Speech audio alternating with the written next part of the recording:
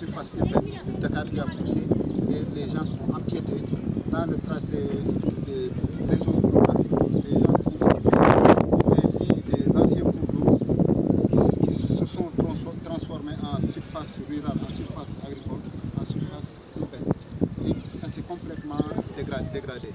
Dans l'étude du projet, nous avons essayé de reconstituer ce réseau hydrographique à partir du modèle numérique de terrain et des informations hydrographiques existantes. Ce qui nous a permis de définir tous les bassins versants naturels qui existaient et tous les axes de drainage naturels qui existaient.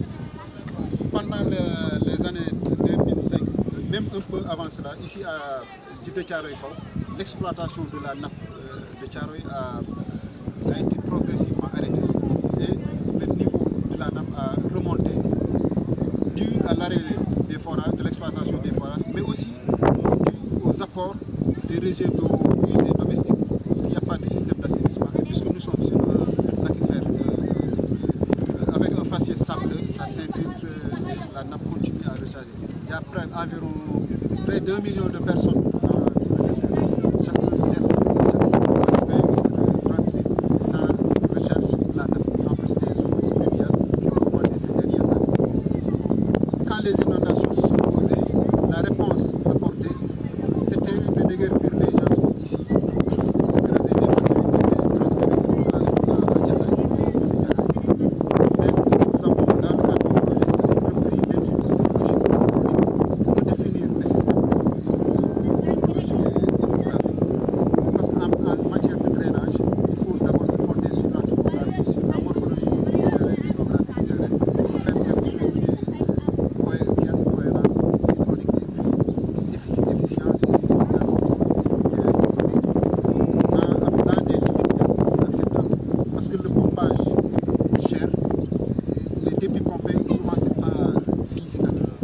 C'est pourquoi quand on a redéfini les bassins versants, le tracé des réseaux hydrographiques, on a conçu un système en grande partie gravitaire. Ici nous sommes dans la partie amont du lac Tchourour, ça c'est le lac Tchourour, le lac Warouaye, le lac Mbebes, le lac Ouy, le lac de Malika, le lac Mbebes, plus loin le lac Rose, et ici la Grande Niakhare. Ici on est sur le lac Bodino. Chaque lac a ce qu'on appelle des tributaires en hydrologie qui reçoivent les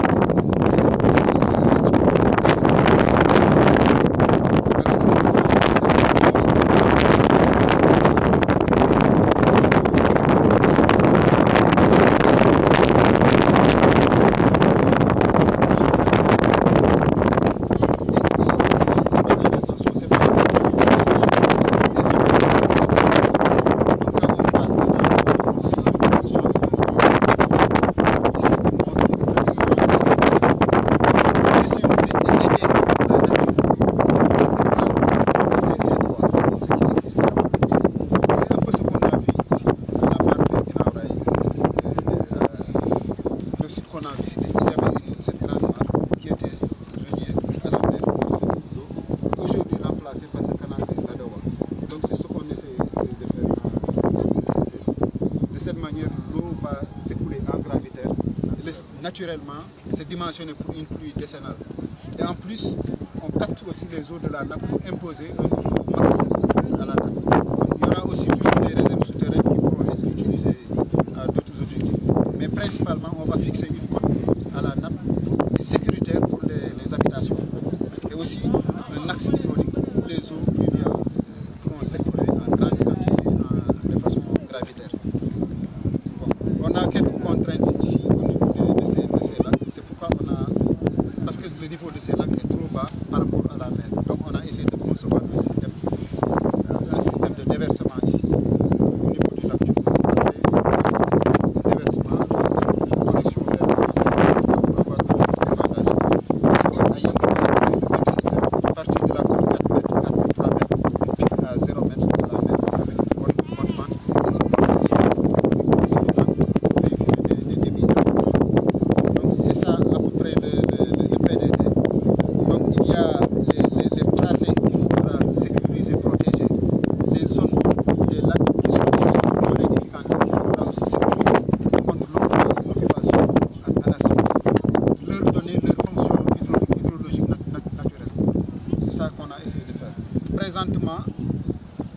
la formulation de la phase 1 et de la phase 2, nous avons essayé d'identifier des travaux facilement réalisables et avec des impacts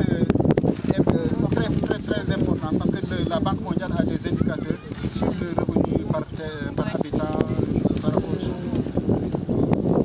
ici, par exemple, dans ces régions, il y avait un affluent de la Grande Niagne, parce que la Grande Niagne, c'était un cours d'eau qui s'écoulait comme ça vers la baie de Hann. Nous avons essayé de reconstruire ça, cette tronçon sera réalisée les autres seront réalisés pendant la phase, dans le cadre de l'appel d'offres. Et les autres, ça permettra de mettre la zone de Dalifort. Ça, c'est l'ossature, le réseau principal. Et on a aussi besoin de compléter avec les réseaux secondaires. Avec cette ossature, tous les projets routiers, tous les projets urbains pourront trouver un exutoire pour se rapporter. Et le tout de façon gravitaire. Ici, peut-être juste un point historique. Ce plan directeur, d'origine, c'est vers les années 90, c'était avec la JICA. Vers les années 2000, l'AFD, c'était la Caisse d'Ensemble, avait financé une étude par le groupe 8 qui concernait le drainage du bassin de Médina Gounass. C'est aujourd'hui ce tracé-là qu'on a identifié qui va jusque-là. On est allé juste prendre beaucoup plus opérationnel l'étude qui avait été faite en France, qui est toujours disponible dans ce parcours. Avec les moyens, les ressources disponibles actuellement, nous ne pouvons pas réaliser tout le système. Donc on a identifié les travaux les plus significatifs. Ici, à Djidé Thiaroye, nous ferons la connexion jusqu'au lac Tchoumi, l'exutoire et ce tronçon. Mais on aura besoin de faire les raccordements pour assurer le drainage. Là aussi, dans la conception, les bassins ont un rôle hydraulique très important parce qu'ils permettent de faire l'écrêtage, de limiter le débit aval, donc la section des canaux en aval. Parce qu'on avait le choix de faire de grands canaux en déplaçant beaucoup de population, ou bien de faire des petits canaux avec des zones de stockage temporaires qui permettront de faire l'écrêtage. Donc on fait le stockage temporaire, mais à terme les eaux de ces bassins vont se vider après quelques heures ou une journée après chaque grande pluie. Donc ce sera des bassins qui seront secs. Ici, ce bassin deviendra sec.